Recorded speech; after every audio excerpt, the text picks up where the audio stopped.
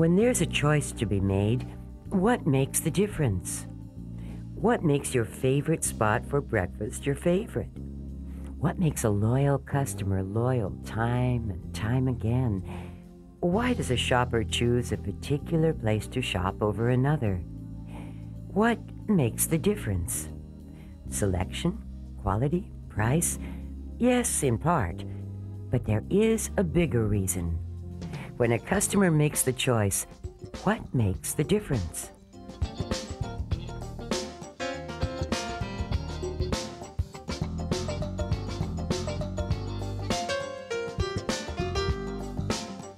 What makes the difference? Service. Customer service. That truly makes the difference. Serving the customer to their utmost satisfaction. Think about it.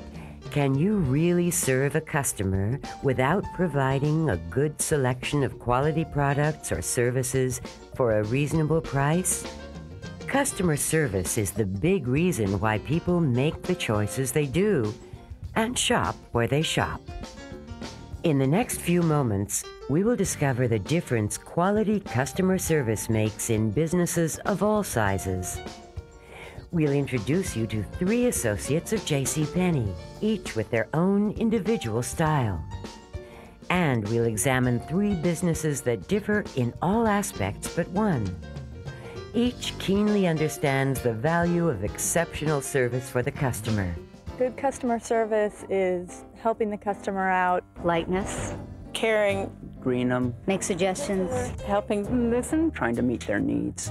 Friendliness. Not be overpowering. Satisfaction. Treat the customer fairly. You're there to help out. Know what you're doing. Making them feel good about what they've chosen. Making their shopping experience as pleasant as possible. It's that smile on the customer's face. Ask 10 people to define good customer service, and you'll likely get 10 different answers. Is customer service that difficult a concept to grasp? Not really. Providing a distinctive style of service differs with each personality and demeanor. But is there a common thread? It's attitude. A helpful attitude, friendly attitude, just attitude. A great attitude. Attitude. A way of seeing the world around us. A big part of who we are. The way we talk and act when we think no one is watching. The people you're about to meet all have attitude. We have everything from millionaires, executives, and then we have clear down to the people who dig ditches, build houses, just the everyday Joes like I am, just hardworking people, all walks of life, really. How are you, honey? I get up at 3 in the morning. We don't open till 5:30, but I give myself an hour, you know. And most of them, we know what they're going to eat when they walk through that door at 5:30. We have them already set up usually, and you know, their coffee's on the table, their blackberry jellies in front of them. I'll be right back with your breakfast. First off, they like to be recognized as soon as they come in. They want to be waited on. If they're running out of coffee, fill it up. If you're running out of tea, fill it up. The little special things that, you know, like putting cream in their coffee. When you've done it as long as I can sense when something's not quite right with their food, and they want you to notice that. Hi guys, how y'all doing? A lot of times they'll get somebody come in grouchy, you know how they'll be grouchy. But when they leave, you know, if you'll be nice to that customer, honestly, its attitude changes. I don't know why, but it does. Cinnamon roll, we have a little guy that comes here every morning. He'll try to get here before anyone else does because he wants his stool that you're sitting on. We got one that's named Michael, and all we have to do is say, Michael's here, and the cooks cook his order because they know exactly what he's eating. It's just like home, really, to them. Y'all a good breakfast. If 2 places have the food the same and the service is not the same, they're going where the service is because that's 90% of it. In here, there's a family atmosphere, and that's the way they want to be treated. It brings a lot of them back over and over and over. You fellas okay? And the Mecca is where friends meet to eat. Bye, y'all. You know, it's real special. The little things you do, the blackberry jelly, that bottomless cup of hot coffee. These things show you care for that customer. After all, caring is part of that attitude. Customer service is really being there for your customer to provide the service that particular customer might need. Like, for example, one customer I had come in today, she had no idea what she wanted. She said nothing looked good on her, and I told her, oh, I can put things on you to look good. And I showed her. people motivate me, because each time I put an outfit together for a customer and they're really excited, that's what really motivates me.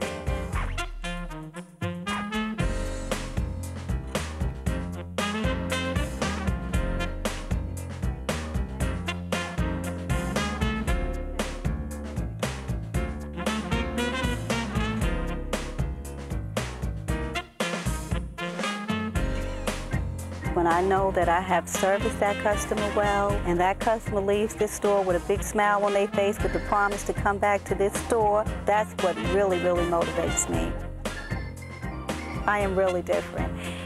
And it's... Just hold for a second. As you'd expect, Adele's commitment to her customer outweighs her availability to complete this interview. I won't leave you all. I'm gonna just see if I can find this suit for her, okay? All you have to do is be attentive to your customers and care about your customers and try to help people. You know, work with the customer, you know, suggest things to them that they might be able to put with clothing. If they might have a question about a certain item that they don't see on the floor, try to find a way to more or less get this item for them.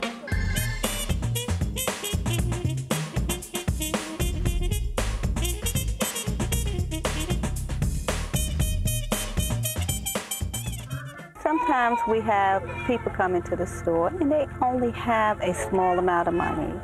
And like, say for instance, to us, $80 is not really that expensive for a suit.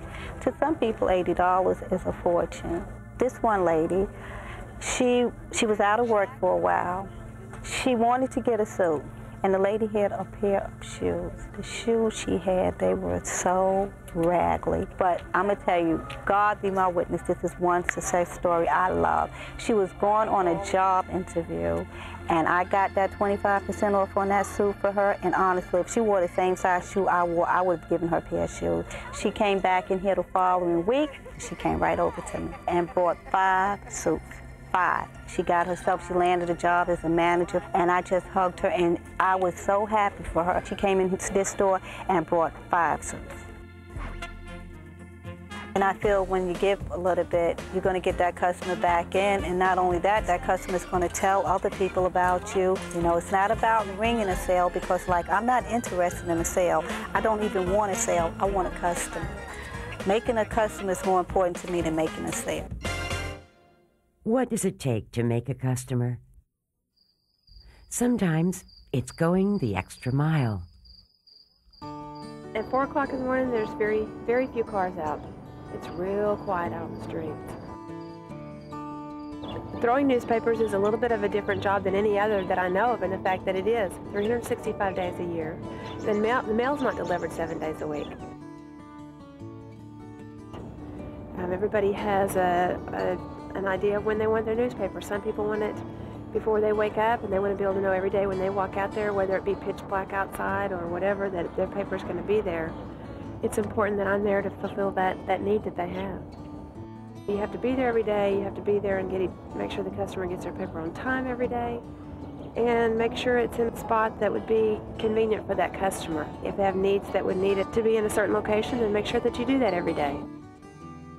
If you open your eyes, you can see the needs of people without them having to speak up and say, I have this need, can you fill it for me? It would save me a few seconds every house, just doing it the easy way out. But when you talk about doing something that is important to someone else, 2 or 3 seconds really isn't a big deal. For me, I like knowing my customers. You know, I think that's what helps me get up in the mornings, because I know Mr. Vanberg wants his paper. I know that, you know, Ms. Kirk wants her paper. It gives me a sense of satisfaction because I know who these people are, and I think they like to know who their carrier is. I enjoy throwing newspapers. You know, I have the best job in the world. Enjoying what you do, that sense of satisfaction in doing your job well, having fun, a vital part of this attitude. Hello. May I be of some assistance today? People can tell I'm having fun. I've been told that. You know, I said, you enjoy your job, don't you? I said, yes, I do. Just make them feel relaxed. That's one of the main things. If people are having fun when they're buying things, they'll buy from you. Getting that attitude, that's one of the keys. I'll go out and greet the customer, let him know that I am interested in him. If he chooses to say, well, I'm just looking, try to get him something to look at.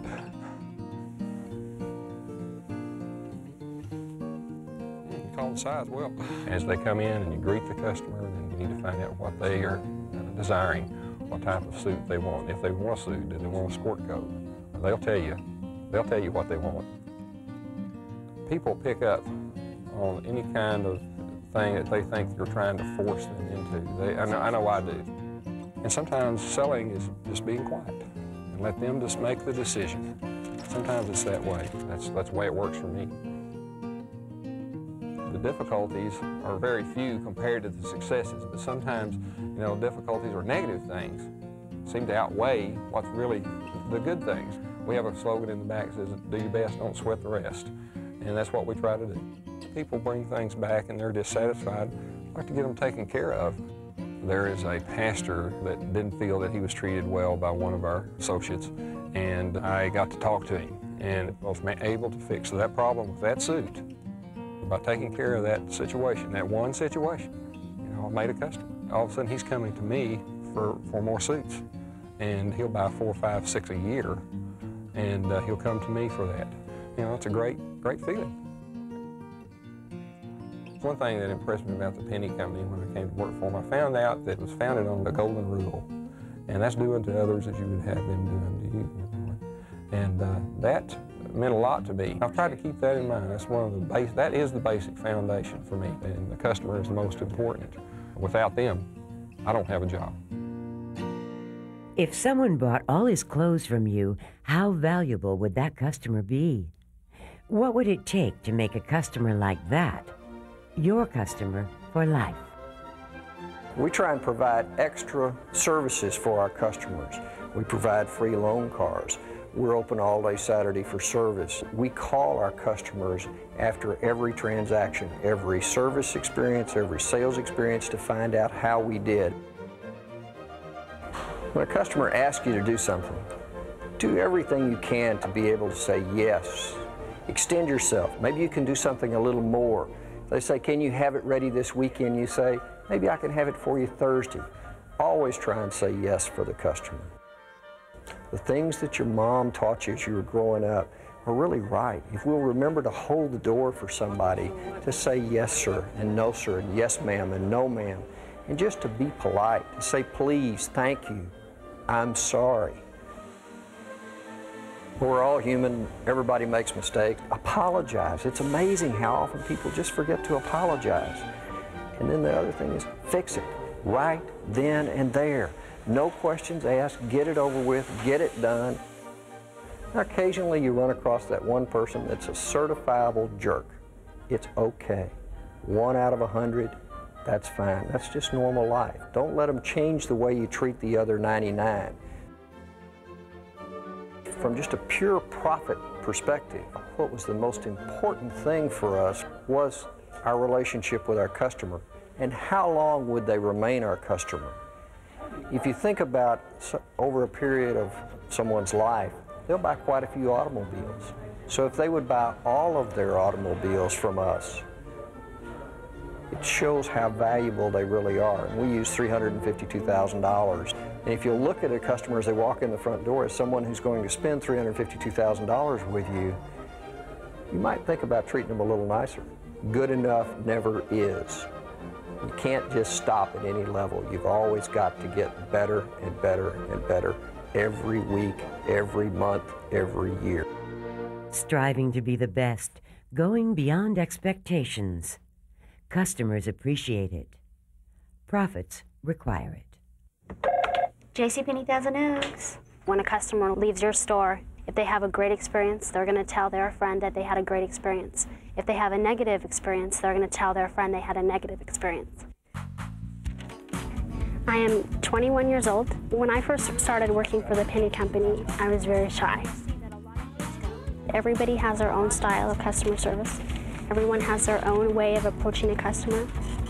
When I deal with customers, I try to be myself because that's the only person I think I know how to be. When you help a customer and you're being yourself, the customer knows that you're being sincere, that you're really trying to help them, and you really want to be working at JCPenney's, and you really want to be helping that customer. And I love helping them. I love helping find what they need, and I think it's enjoying what you're doing is good customer service. If you walk into somewhere and something's not neat, or if it's not tidy, it kind of makes you not want to look for your size because it's more of a hassle. I work in the men's accessories department, including dress shirts and underwear, and I'm very proud of my department. If I'm ever walking through and something's out of place, I always take the time to stop and straighten it. We like the department to stay clean and make it as easy for the customer to shop as possible. There's a lot of things that are frustrating when you go and clean up a table and then a second later it's messed up again. But I think that a part of customer service is going and helping that customer find their size before they go through that table and mess it up. We need to make sure that we stay positive.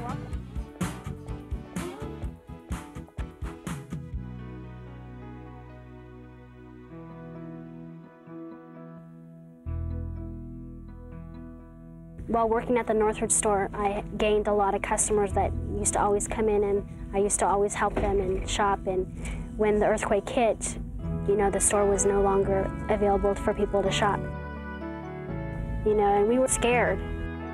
It was nice when those Northridge customers came and found me at my new store, and they shared with me, how their house was during the earthquake, and it was nice to realize that, they were doing okay. When you have a relationship with a customer, you have a trust and you have a comfortable feeling. I think customer service, it's building a relationship with a customer. Relationships, caring, listening, helping, being there, seeing needs, saying yes, all part of that attitude, that difference. Making the customer most important, realizing that good enough never is. Learning to be your best, the attitudes that ensure customers return time and time again. The golden rule, a foundation of that remarkable difference. A tradition at JCPenney. When there's a choice to be made, what does the customer seek? The remarkable difference.